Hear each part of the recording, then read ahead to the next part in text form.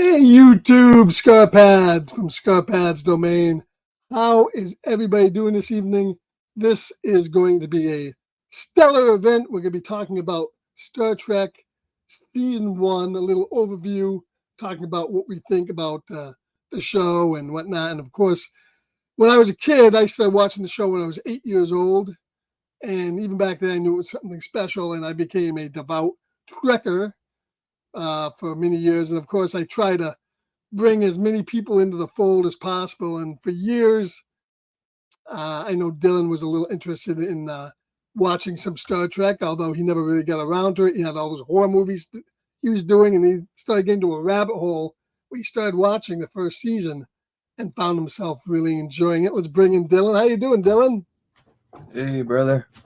How you doing? So I got you down the Star Trek rabbit hole with the first season. You started watching a few of them, and you started saying, "Hey, this shit's pretty good." Yeah. I love Twilight Zone, so I'd watched a few episodes of season 1 when Perry was doing like watch along reviews and reactions. I was like, damn, bro, those look really good. So I started watching some episodes and I was like, damn, dude, this is really good. And then I just kind of stopped. And then recently I was like, man, I just really want to pick back up on those. And, you know, I'd seen all the Twilight episodes so long ago, and I was like, man, I gotta get into these, man, because I remembered the few episodes I saw gave me major vibes of that, because you know what I mean. It's like they're going from all these other planets, dealing with all these other monsters. You know, you got a new story kind of each episode, and I was Yeah, I mean, we'll discuss, and then we've kind of realized that, and then Dylan realized he wants to start getting into the movies and maybe some of the other series. And there's so much Star Trek that's been yeah, on for so long that it would make it almost impossible for us to sit down and like try to even attempt. And there's so many other channels that do it to review every episode. So we figure what we would do for these shows and for the movies would be at the end of each season, just sit back and talk about what we liked in the season, what our top episodes were. And the thing that really sold me in the first season of Star Trek was, and this has gotten another thing that has changed over the years, is the performance of William Shatner. I mean, yeah, everybody ranks in Shatner because Shatner, over the years, he's gotten the vibe of his stilted acting. But if you look at his acting performance in the first season, it is very solid. It is very serious. Another thing that really gets put out there a lot is, Kirk, he fucks everything that walks. Yeah, he does to a certain extent, but it also, one of the characters in the first season describes Kirk as a walking, school book on legs. When he was teaching, you either sink in his class or swim. He was serious, and the character of Kirk was always serious. And over time, has developed this air where they think, especially like the 2009 movie where they had Kirk sleeping and betting everything that walked around and being goofy, and that's not how the character of Kirk was. he makes Uh, a couple he makes a couple wise cracks and stuff here and there. right, He's very he's a captain, man. He's not playing, right, but he does care about his crew, and he'll make a joke here and there and like give you a little smile, but right. I, And the character of Kirk, the thing that was always the biggest thing in his life was his ship. He yep. didn't want to lose his ship over everything else. Um, so I mean, right from the beginning, though, I mean, the first 5 episodes really just hook you in, and what we're gonna do here, we're gonna go over our personal top tens, discuss them a little bit, and then do some of the other show breakdowns. We developed a top. I know you said that you want to do like a top five. I would have had a hard time just doing 5 episodes of my favorite. So we did a 10 episode list, and these are gonna be our what we say for this season, season one, was our top 10 episodes of the season. And we're going to start doing that. And we'll go over some other things after that. We're going to start with 10. We each going to do what our top 10 episode was and just talk a little bit about it.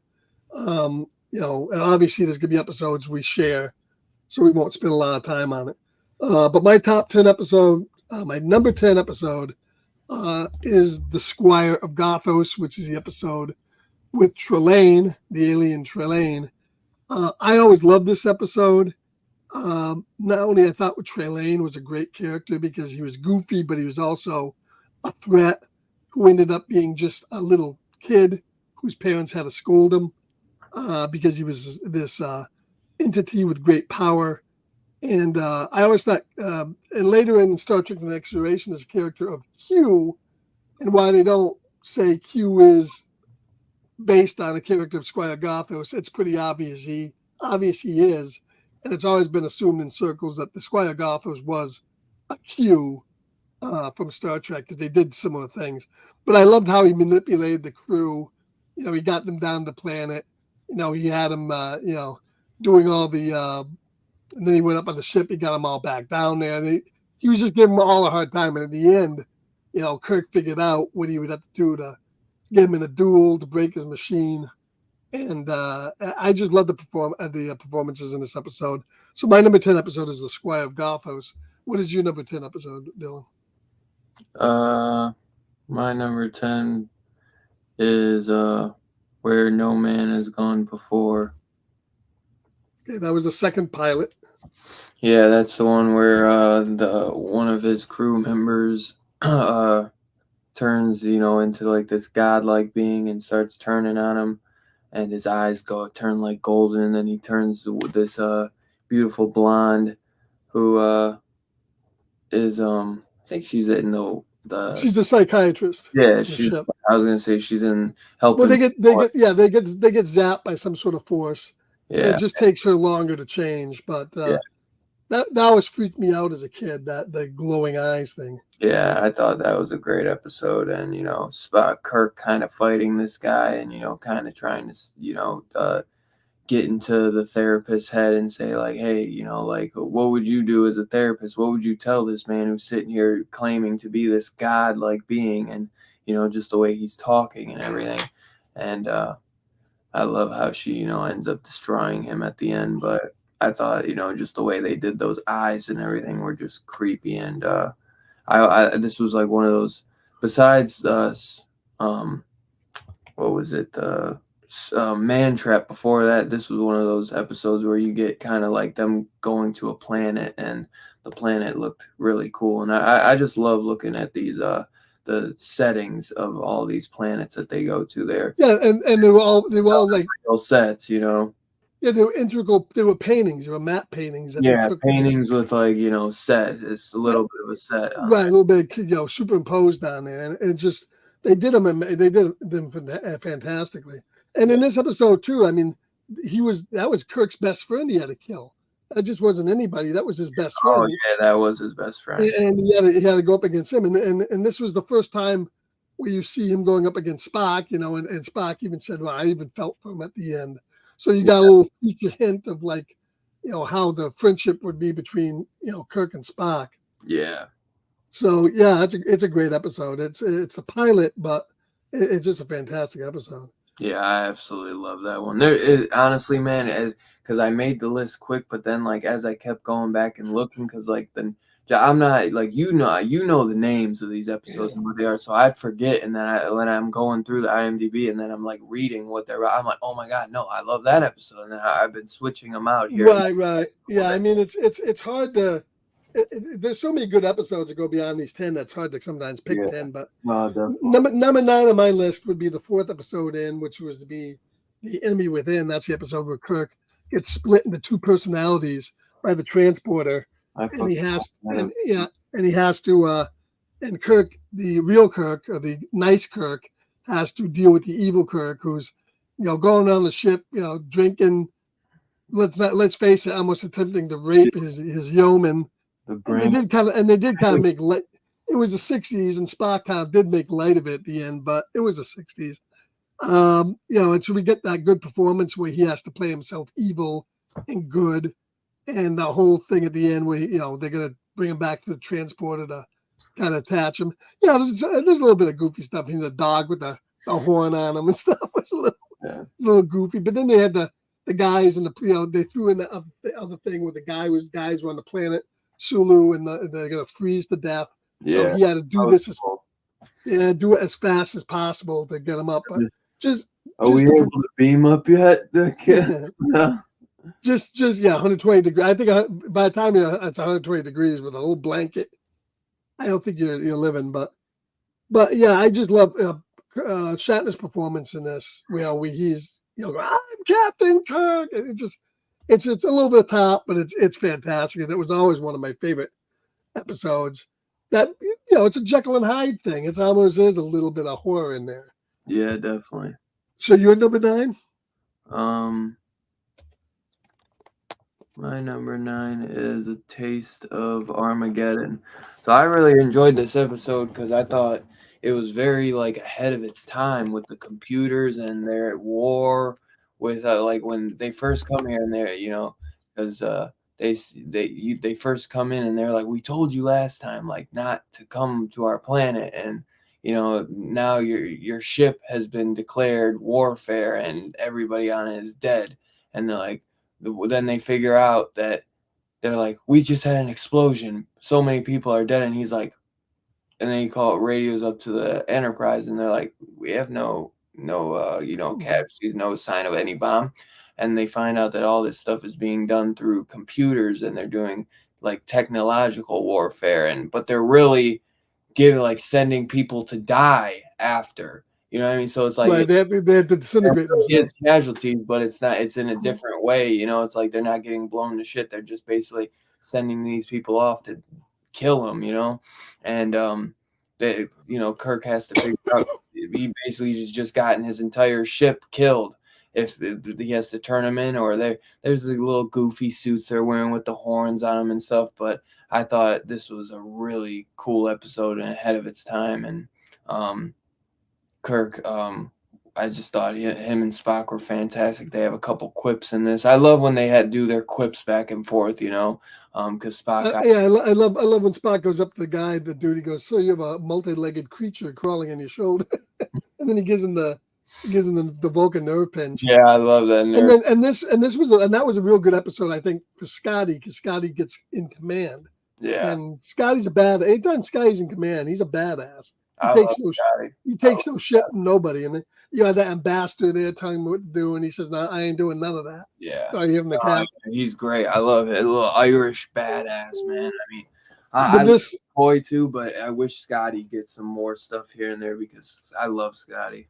Yeah. Oh, Scotty definitely will in the second season. Awesome. But you're gonna be but this was kind of in the response of in the 60s and 70s, and even now, and I think it was the 80s too. They were developing a second generation of the atomic bomb, which is basically going to be a neutron bomb. What a neutron bomb does is it kills the people but leaves the buildings intact.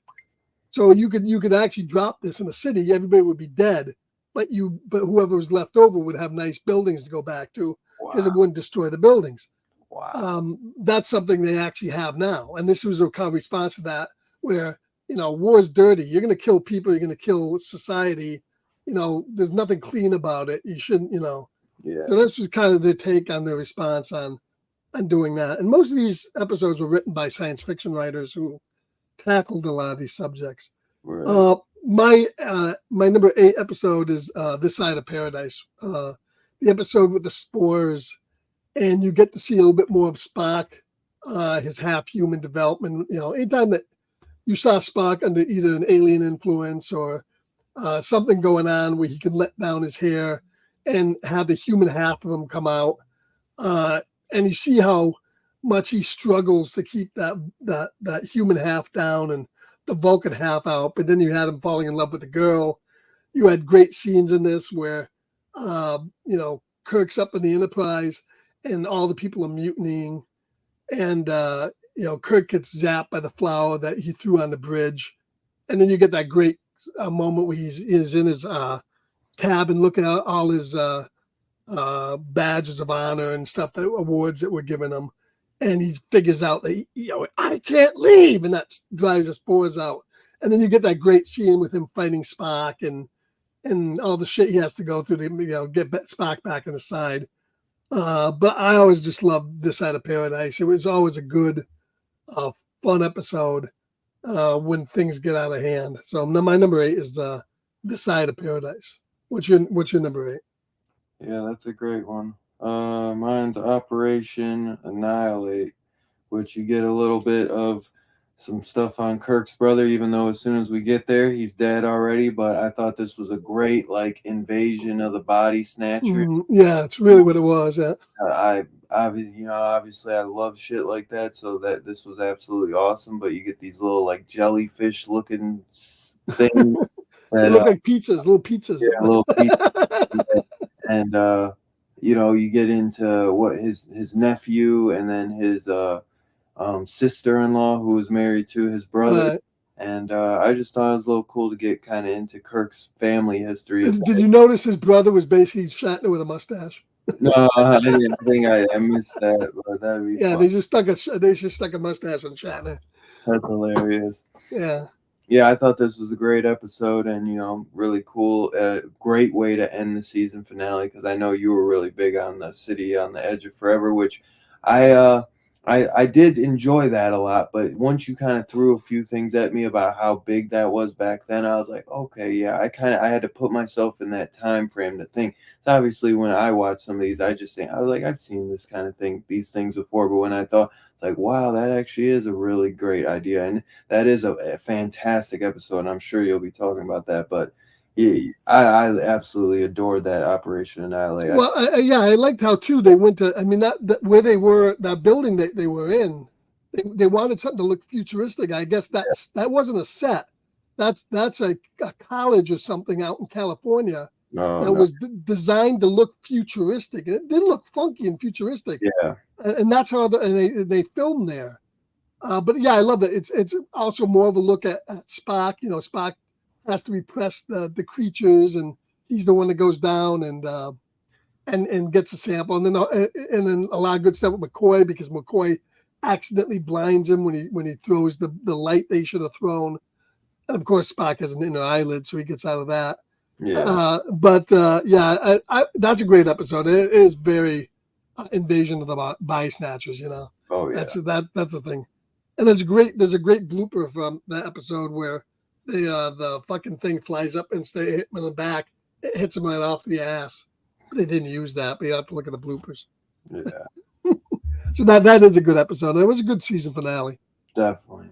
All right, so my number 7 episode, the Galileo 7, is the episode where they crash the shuttlecraft on a planet, and they land in an area where there's these giant ape-like creatures.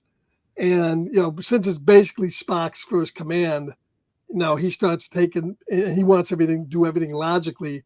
He runs and butts heads with a lot of people, a lot of the crew staff who don't like what he's doing, but yet he has to stay in command. And you get but you do got to look at Spock where he's willing to sacrifice himself so they can lift off. And even though Spock is saying he's 100% logical, he's not human, he doesn't take chances.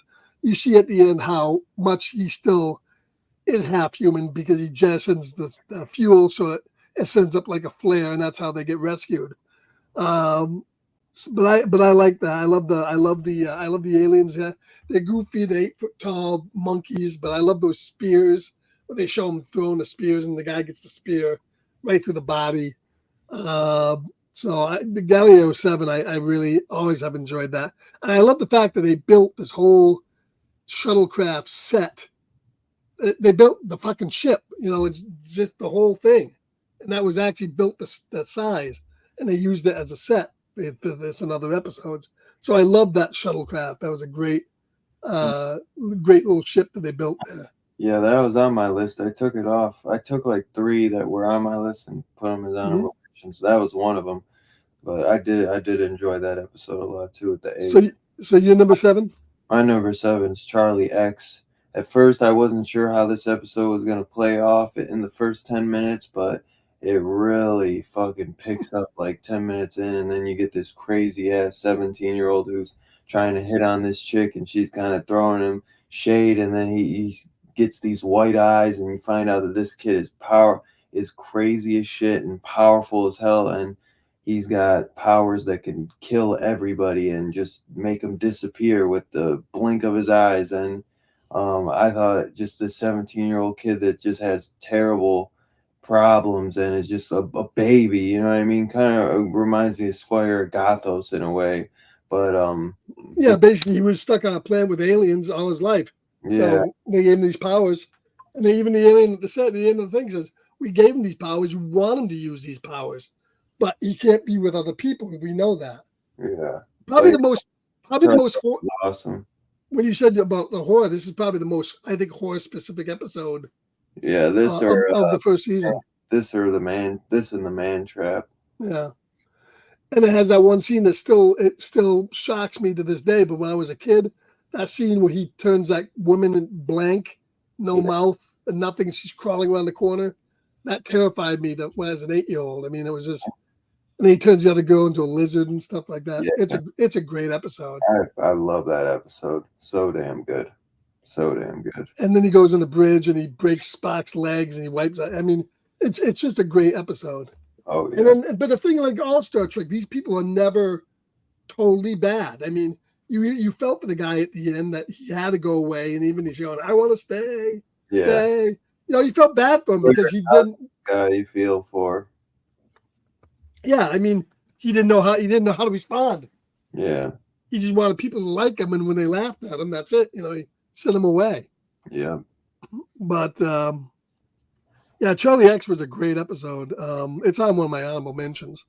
I had thought about putting it on the list too. It's and it really is only the second episode of the series, and I like it too because in the beginning you meet this other crew, the freighter crew.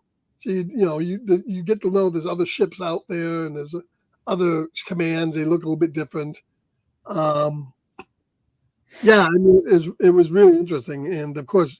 Yeoman Rand, who unfortunately didn't last the entire season. She was great in the first 12 or so episodes that she was in. But yeah, that's a great episode. All right, so my number 6 is The Devil in the Dark, the Horta, the rock monster. I always loved this. And once again, another kind of a monster episode. But once again, a monster who's given a motivation. Doesn't want to be a monster, doesn't want to kill, but basically, they go down to this mining planet.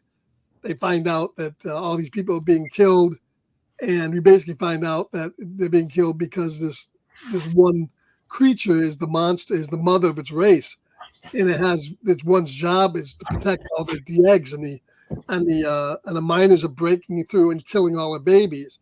So she's killing the miners, and we get a great scene, where it basically pisses on the floor and it says "No kill I," and then Spock has to go ahead and mind meld with it, and they find out about the babies being killed. I just love that episode. I mean, that episode is what Star Trek's about, and how it's different from a lot of other shows that were science fiction shows in the 60s. Because all the other shows, Lost in Space, Good Aliens, they were always bad. They were always, and that's the thing is, almost none of these aliens in the first season and these episodes were totally monstrous. They had reason for doing what they were doing. The Horta had her reason, and at the end they were able to get along with people and function. And the moral story is to basically don't judge a book by its cover. Don't go ahead and think something's a monster just because it looks different from you. Right. And it's that great scene too when McCoy comes down, he beams down the concrete and he trowels it in. I'm a doctor, not a bricklayer. He'll come up with a million of those lines for the next 2 years. But yeah, Devil in the Dark is one of my favorite episodes of the series. Really, that's my number 6. What's your number 6? Well, I was waiting for us to have one of the same. And my number 6 is Devil in the Dark as well. Wow. I think even in the same spot. I did maybe have it a little higher. I switched it around, but I fucking love this episode. Just kind of another creature feature monster episode. The set designs on this is absolutely awesome. They're in like these caves, and like you said with Spock and Kirk, and they're just trying to figure out what's going on with this thing, and it's so hot that it's like making its own tunnels wherever it goes, and it secretes acid. The look of it was just so unique. Gave me a lot of Blob vibes, you know what I mean? And obviously in a different, like, it looks completely different, but it gave me major Blob vibes, and Yeah, there was a dude in there shuffling around on all fours,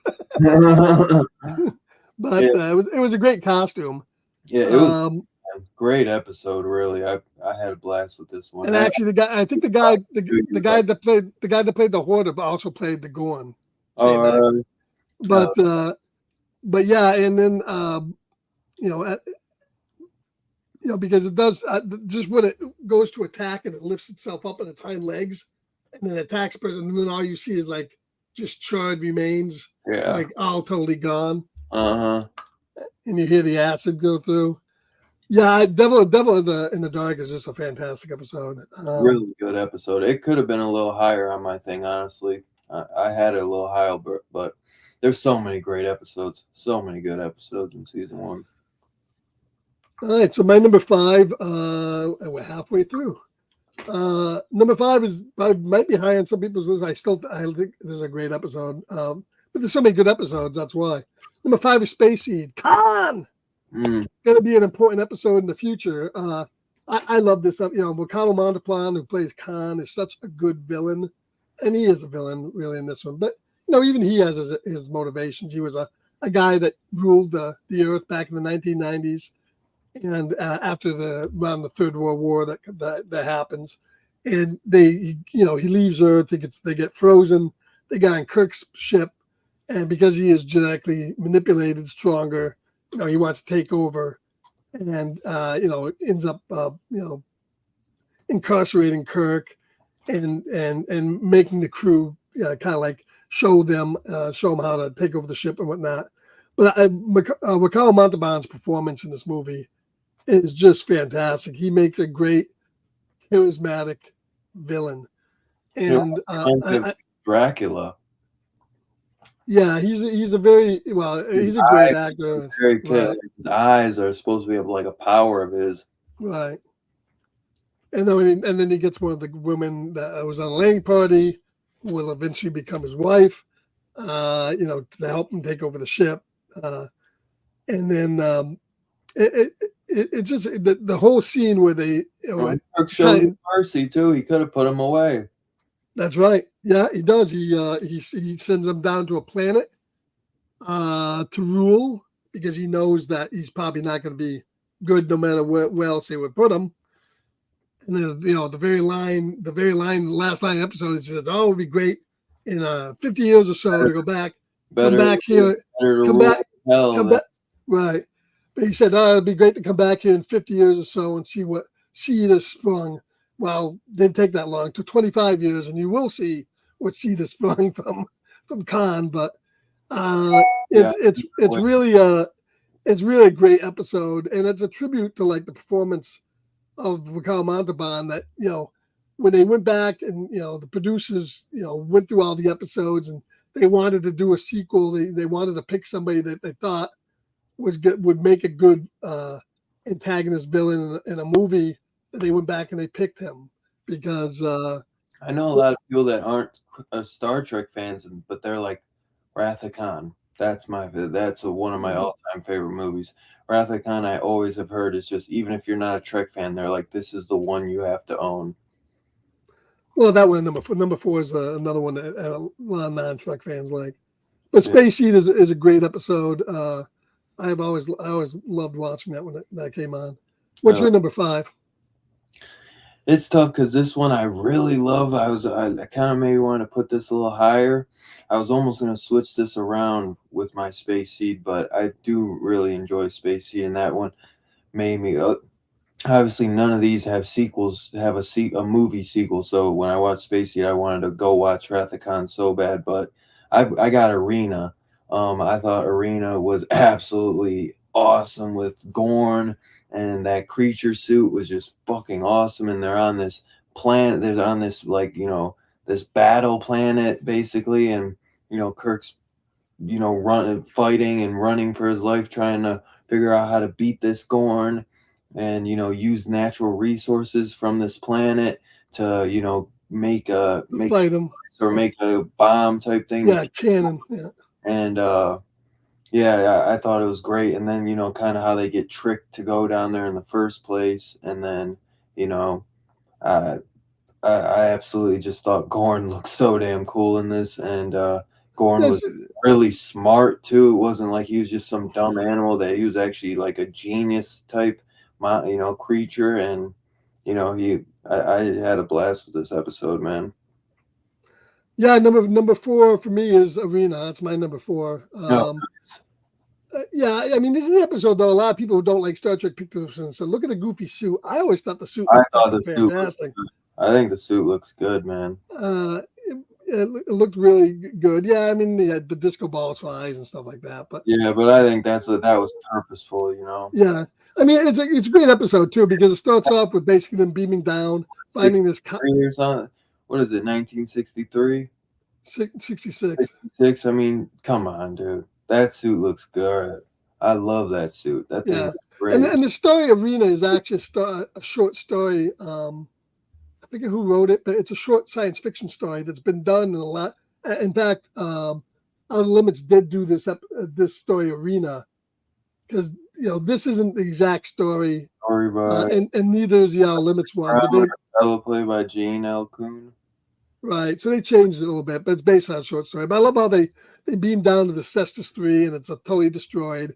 The Gorns destroyed it. They lured them there, and they basically go chasing after them. And it's decided, we're gonna destroy the ship because if we let them get back to home, they're gonna come back and would invade us. And then they get stopped by an alien race. They go past this galaxy, and whoever's in the galaxy just stops both ships and then makes the captain of both ships go down and fight it out on this planet.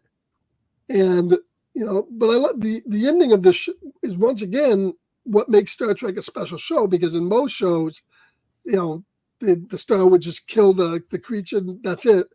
I mean, this once again, the Gorn maybe wasn't in the wrong. What he did was wrong, but that was part of their space, so they thought they were being invaded and they did what they needed to do. And even Kirk said at the end, "I'm not going to destroy this race because maybe we can talk and find out what we're wrong here. I'm not going to kill them." And that's when the alien comes down and said, "Well, we're gonna let you both go.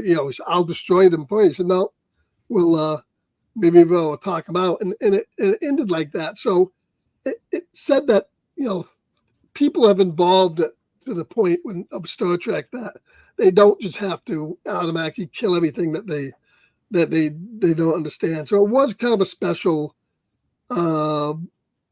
ending that you wouldn't see in a lot of different shows. And that's why I hate modern Star Trek so much, because they took the Gorn and they basically turned them into the aliens and have them invading people and laying their eggs in people's stomach. That's what they did to the Gorn, and the Gorn wouldn't be monsters. They weren't monsters in this. The Gorn captain was as smart as Kirk. Yeah, so Arena's number 4 for me. I think that it's that's in the top 5 of my first season. Oh yeah. So that's my number 4. What's your number 4? Squire of Gothos. I thought that was a great freaking episode. I love the what's his name? The Trelane. Trelane. I thought Trelane was freaking fantastic in that. Goofy, but very kiddish towards the end especially, and I just loved him and Kirk going back and forth, and Kirk just trying to outwise him by having him do this hunting game, just to let his crew go. But I thought Trelane was just a great freaking kind of villain, but like you said, it's not like a total villain where it's like you find out that he's just like a kid and Right. he kind of doesn't know better, and His parents come out at the end. They're gonna chastise him for playing with his pets, yeah, mishandling his pets. yep. And I thought this was just a great episode, and they're trying to leave, and every time they're like, "Nope, we see the planet again. Nope, we see the planet. Make a left turn. It's not gonna do anything."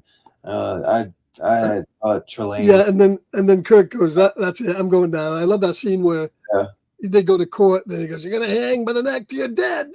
And he shows the noose coming down. Yeah. So I mean, just put my head in that noose. But it is a great episode. It's yeah, I loved it, man. I really liked Trelane in that. I thought he was great. So my number 3 episode, number 3, Balance of Terror. That's the Romulan episode.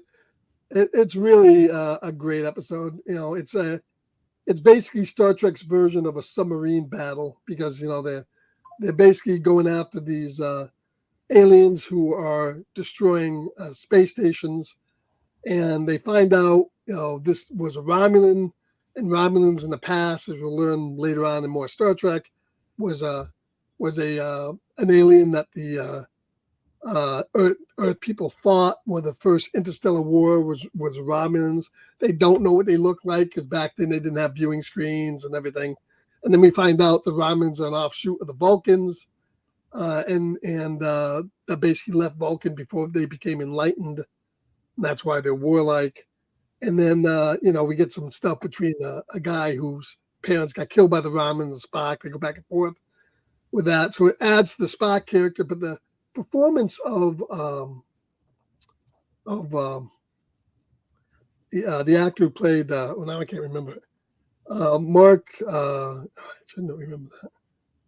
Well, the actor who played in Balance of Terror, Mark Leonard, who has become who's gone on to become and play pretty much all the major aliens in the show, including Sarek. Spoiler, he's going to play somebody important to Spock, and he's going to be in the movies, and he really has a high part in the movie.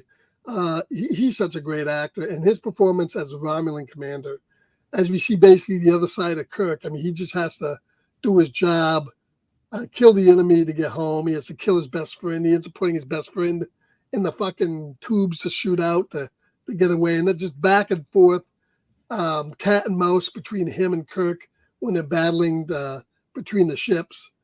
And he even says at the end, you know, we could be friends. I remember I went to a convention in an episode, this is maybe about a year before Mark Leonard passed away, and he was in the audience, and they were screening a Star Trek The Next Generation episode he was in. And it was just watching that with him, and he spoke afterwards. He's one of the best guest star actors in Star Trek, and his performance in this as the Romulan commander was just top flight. No, other things a little goofy. Yeah, this concrete falling off. That's what somebody said. The Romulans wear those metal helmets because the fucking plaster falling off the fucking ceiling keeps hitting them in the head. But the ship design was great. Where it looked like a bird of prey. Yeah. It's just a great episode, and it's in my top 3. So mine is Balance of Terror. What's your number 3? My number 3 is The Enemy Within, the evil Kirk. Right. Yep.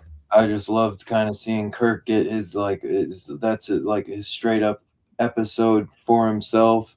You know, he has a few episodes to himself. This is like a big one where, you know, you have the evil one and then the good one. And then you kind of see him kind of break down a little bit more, and you kind of get a little bit more inside the head of Kirk and what's going on, because you figure this isn't just the evil version of him. This is a part of him that was separated, right. You know, right. So once certain things start going into longer, the dark side.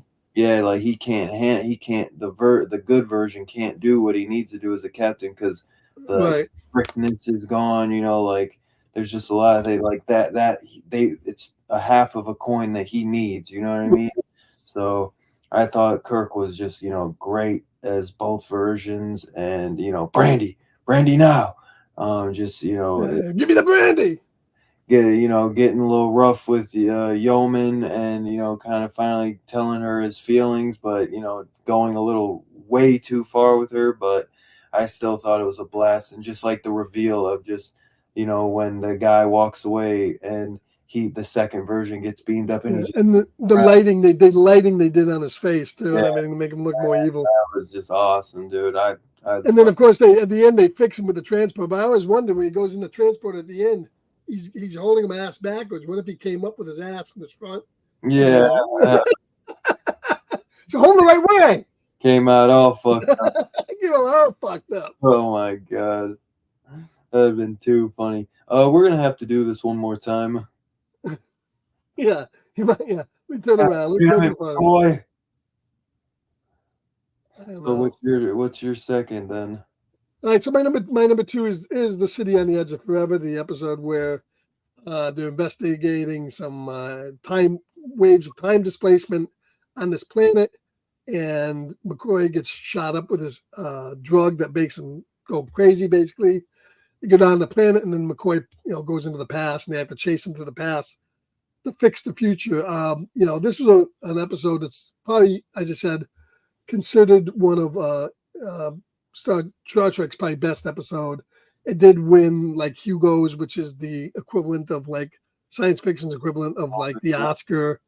The writer Harlan Ellison is a big noted science fiction writer. Of course, he wasn't for years. He wasn't too happy with it because they basically took a story and they rewrote it, because the original story of this had drug dealers on the Enterprise, and that wasn't going to be flying in the 60s, so they changed it a little bit. But he goes down, and then we get the Kirk having to he falls in love with the Edith Keeler, played by Joan Collins, because McCoy, if he saves her, is going to allow Germany to win the war and then fuck up the future for everything. And just Shatner's performance in this, where he basically has to watch her die, and then at the end he says, "Let's get the hell out of here." I mean, I just love the whole thing. And of course, they went down. They used old sets. Those sets were made for the show on The Untouchables, and they used those to beam down in the 1930s New York. But there's a lot of good humor in this. Where they're talking to the police officer, saying that Spock's head got stuck in a mechanical rice picker. It's just a great episode. I've always thought it was one of the better ones of the show. So The City on the Edge of Forever is my number two. What's your number two? My number two is Space Seed. I thought Khan was just freaking so good in this, man. It ends a little quick-sided, he kind of he tries to take over the ship, and then he kind of loses very quickly. But I thought Khan was just freaking fantastic. He gave me a lot of Dracula type vibes with his eyes. Very intellectual, very smart guy, and he knows what he's doing. And he's like, I'd like to read all the transcripts about your ship, and I'd like to a lot of catching up to do. Don't do it, Kirk.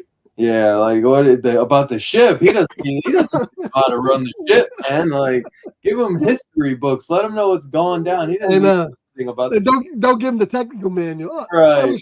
I was somewhat of an engineer, so yeah. But they're very trusting in the future. Yeah.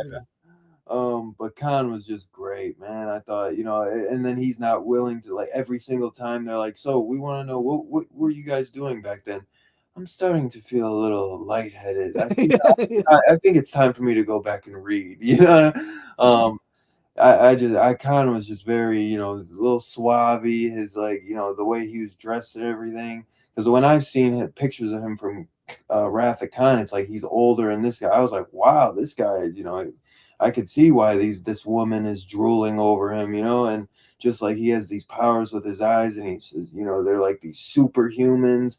And, I thought it was a really cool concept. And, it took everything for me not to just put in Wrath of Khan right in after this, but I'm waiting. I'm going to go through it all the original way that everything came out. So I'll get to it. But honestly, by the time I get through, when I'm done with season 3 and then I do the animated show, I can always go back and watch Space Seed again and then put on the movie if I really want to, but I thought this was just a fucking great episode.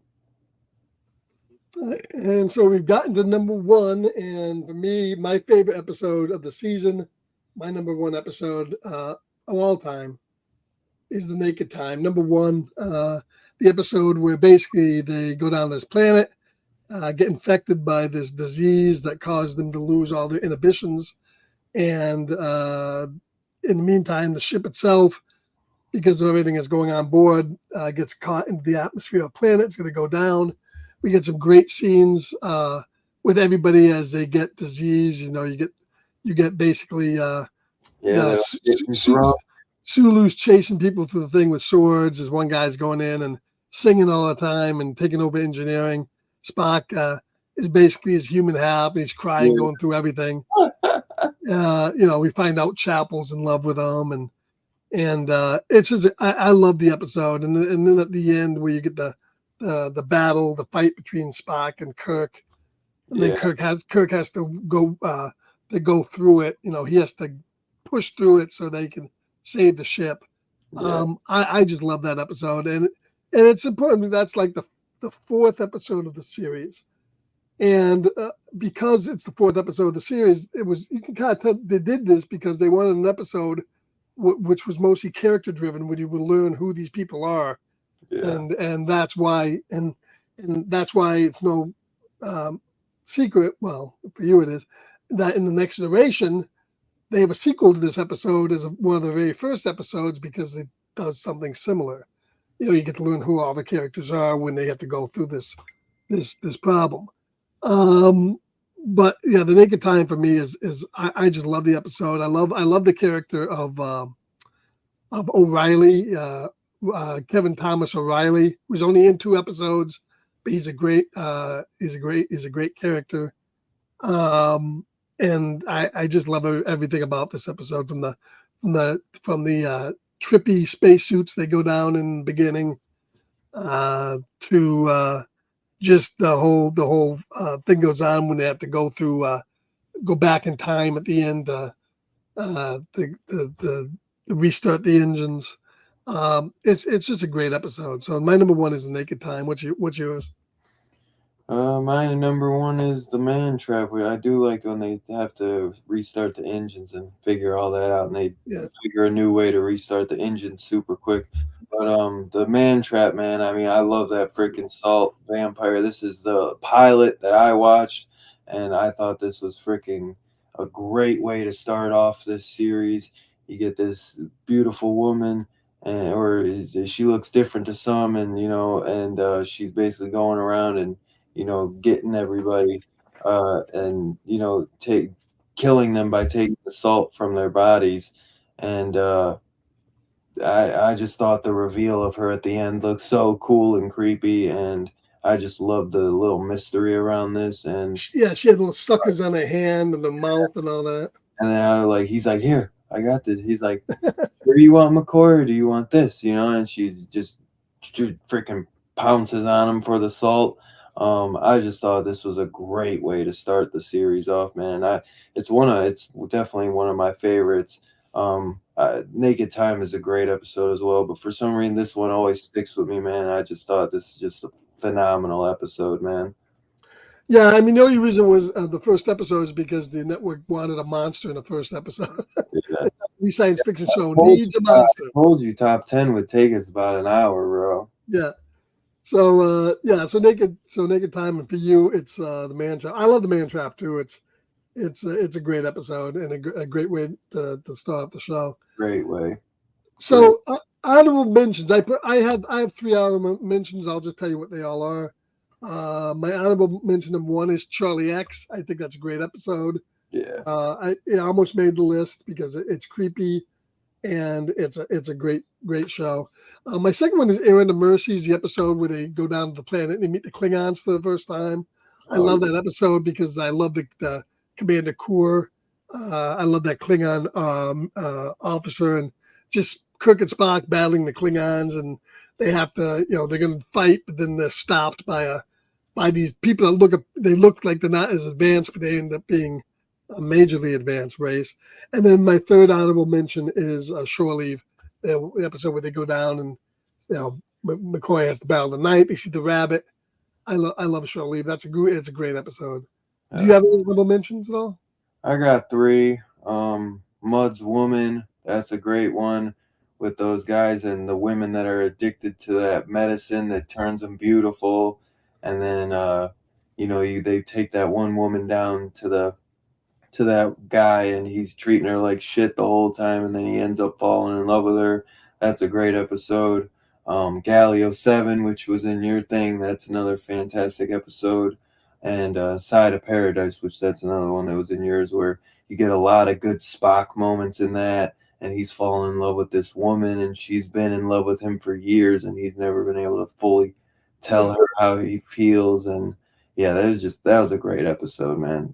So many good ones, man. So and Harry Mudd will return.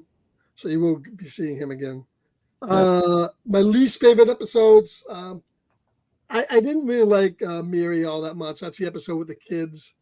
Not that I thought parts of it were good, but they had this whole story with like it's a duplicate Earth, and that had like nothing to do with the whole episode. The fact that they found an Earth that was like for some reason the exact duplicate of Earth. Why we don't know. And some of the kids were annoying. I do like some of the episode where McCoy. I almost blocked that one out because I didn't really like that either. Yeah, where McCoy has to shoot himself with the serum, to save the thing. I think that was a good part. So there's parts of the episode I like, but it's my least favorite. The other one would probably be the alternative. Like the blue stuff on their arms and face. That was cool. But yeah, that'd be one of my weaker ones too. And then the alternative factor was the one with the guy from the different dimensions fighting himself, and then falling off the rocks all the time. Oh, guy fell off the rock like 15 times in the show. I actually enjoyed that one. I do like the episode. I mean, I think it's an interesting episode because I do. I actually enjoyed that. Yeah. I see it. That's the weakest episode in the season. I actually really enjoyed that episode. Yeah. My two weakest ones would be my other two would be the Menagerie Part 1 and Part 2. Even though I really love the what is it? The Romulans in that. Those are fantastic. Oh no, Telosians. The Buttheads. The Buttheads. Telosians and Captain. Is it Pike? Yeah. Captain Pike. Just sitting there the whole time with his ruling. There's some great things in that, but that is one of my weaker ones. Maybe when I see the future episodes, I might like it a little bit more. But it just when I see that, I'm just you should got Shatner as Kirk instead of this guy. You certainly have to give him props for reutilizing something they already made. Hell yeah. But just if I had to, I love almost all these episodes. But I'm just those. If I had to pick, those would be some of my weaker ones. That's all. And then we're going to probably just talk a little bit about our favorite Kirk, Spock, and maybe McCoy moments. I'm going to start off, just tell you what mine are for the season. For Kirk, number one, fighting the Gorn. I mean, without a doubt, that's one of my favorite Kirk moments. Same. Fighting the Gorn is fantastic. I love in Tomorrow Is Yesterday, which is the episode where they go back in time, or they get propelled back in time, and they have to return the spider pilot back to Earth. I love when Kirk gets captured and his byplay with like the old the guys that capture him is like, well, I'm gonna lock you up for 200 years, and he goes, that's about right. So I love his part in that, and being split in half in the enemy within is great. Spock, once again, the naked time, fighting his Vulcan half and his human half, and this side of paradise doing the same thing with the spores. And for Spock, his first command in Galileo 7, I think was some top stuff. For McCoy, when he takes the serum in Miri, I think was great. I love his stuff in The City on the Edge of Forever, where he comes back and he's drugged out and he's fighting to come back, and all his stuff in like Shore Leave, where he's fighting the night and chasing the rabbit.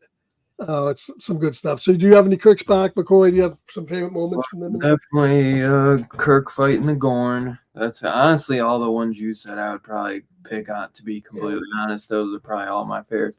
Kirk fighting the Gorn, Kirk and his enemy within fighting himself, Spock, in Galileo 7, and the one, what was it? The one where he's stuck on when he falls in love with the girl. The planet, and then Side of Paradise. McCoy, a great one in what was the second to last episode? What's that one? City on the Edge of Forever. That's probably my favorite. And McCoy was great in the Man Trap too, with the salt vampire. Those would be my two. He had the salt vampire turned into him for a long period of time, so he had to be the salt vampire, and he was good in that. Yeah, that would be my other favorite McCoy. So yeah, it's just a fantastic season. What would you rate the season? And there was 29 episodes. You think about what shows do today; they do like 13, 45-minute shows. CW does like 20 some episodes. And I don't think they do that many anymore. But no, they do about 20 at least. Yeah, Like, back then they did there was a lot 29 1 hour. It's a bug. Yeah, well, doubt my favorite season. This season gets a 10 for me. Out of 1 to 10, it's a 10. It's my favorite season because it's the most pulpish. It's the most uh, atmospheric, and I love the first season. Overall, it has very few flaws. This a lot of good stuff. The second season is great too. Coming up, as the show gets a little bit more older, and it starts taking some other different chances. Third season had some issues, but I love some of the issues, and we'll talk about that as we get into that. But definitely a 10 for me for a season. It's my favorite. man, How about you? without a doubt, it's a 10 for me. I thought this season was absolutely astonishing, and I had a blast going through these. And I really tried to take my time because I was just having so much fun, and I didn't want to just blow through them and rush anything. And I had so much fun, and I can't wait to get to season 2. Like I said, I haven't even started season 2. I think I watched some of the first episode, but I pulled out because I wanted to wait and do this review and then jump back in. Plus, I had a lot of other stuff to watch too, so I'm trying to take my time. I'm enjoying it, having a blast. And, Yeah, the first episode of season 2 is a banger, so yeah, it's a good one. hell yeah. Love Yeah, so we're gonna hope to come back at the end of each season when we do the rewatch. So we'll see you at the end for season 2 and tell you what we think about that, and then the season 3, and then we'll go from there. But hope you guys all enjoyed this, and I'm glad you were able to stop in and as we talk about Star Trek. So overall, glad I got somebody else addicted. I'm sorry about this, man. it. but who knows? Maybe next year you say this is shit. I'm not gonna watch it anymore. But we'll see what happens. I'm gonna be continuing. I'm not stopping. I'm getting to the movies, man. I'm not stopping. I usually stop I usually watch a few episodes and then stop. I'm not doing that. I'm pushing through. I don't think I'm gonna not like them, honestly. I'm really digging these characters and having a blast. I mean, I might take a little more time with season 2 just because it's horror season, so it's like I'm trying to watch a lot of scary movies. But once Horror Fest is over too, it's like I'm gonna dive fully. Like that's probably all I'm gonna watch for a little bit of time. So what we'll do for you for season 2 is depending where you are in the season by the end of the month. A nice thing about Star Trek, at least the first season, is it's episodic, so it's not really serialized. You can kind of watch them out of order if you had to. So we'll see where you are, but there is a specific Halloween episode of Star Trek in season 2 that I'll make sure you get to before Halloween, so you can watch the Halloween Star Trek episode. Back then, everybody did a Halloween episode, no matter what kind of show you. You always had a Halloween episode. So we'll get you and do that. So I want to thank everybody for coming in here. We'll catch you next season. Remember, live long and prosper. Do this if you can. Come on, do it. Come on, Dylan. We know you can do it. Just with my left. Only with my left. I can't do it with my right. Hey, well, we'll get you Star Trek ambidextrous by the end. I can't do it either. Okay. I told you I can't. Like Finn, my pinky won't go. Well, we'll get you rubber band, man. You'll be fine. You don't need to do them both anyways. They're like, whoosh. All right, thank you, everybody. We'll catch you next season. Peace out.